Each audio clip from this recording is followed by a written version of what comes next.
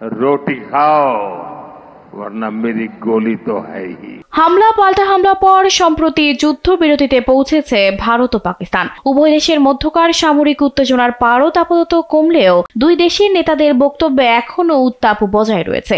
এবার পাকিস্তানের বিরুদ্ধে কঠোর হুঁশিয়ারি উচ্চারণ করেছেন ভারতের প্রধানমন্ত্রী নরেন্দ্র মোদী। তিনি পাকিস্তানিদের ভৎসনার পাশাপাশি ফের যুদ্ধের হুমকিও দেন। সোমবার গুজরাটের ভুজে এক সমাবেশে বক্তৃতা দিতে গিয়ে মোদী বলেন, শান্তিতে জীবনযাপন করুন, রুটি খান, নয়তো আমার গুলি তো আছেই। মঙ্গলবার এক প্রতিবেদনে তথ্য জানিয়েছে ভারতীয় সংবাদ মাধ্যম এনডিটিভি। সমাবেশে মোদী আরো বলেন, কেবল পাকিস্তানের জনগণই তাদের দেশকে সন্ত্রাসবাদের রোগ থেকে মুক্ত করতে পারে।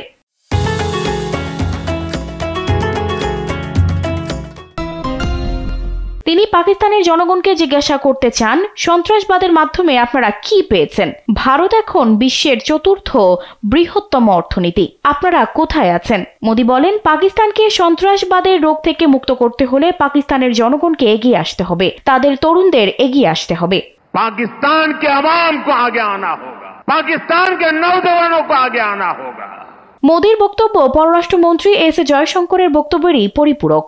এস জয়শঙ্কর বলেন, পাকিস্তানের সন্ত্রাসবাদ একটি উন্মুক্ত ব্যবসা, যা রাষ্ট্র ও তার সামরিক বাহিনী দ্বারা অর্থায়ন, সংগঠিত এবং ব্যবহৃত হয়। তিনি বলেন, যারা অন্ধ নয় তারা স্পষ্ট দেখতে পায় যে সন্ত্রাসী সংগঠনগুলো পাকিস্তানের শহর ও গ্রাম থেকে প্রকাশ্যে কার্যক্রম চালাচ্ছে। এটা কোনো গোপন বিষয় নয়। তবে এই বক্তব্যের এখনো কোনো প্রতিক্রিয়া জানায়নি পাকিস্তান।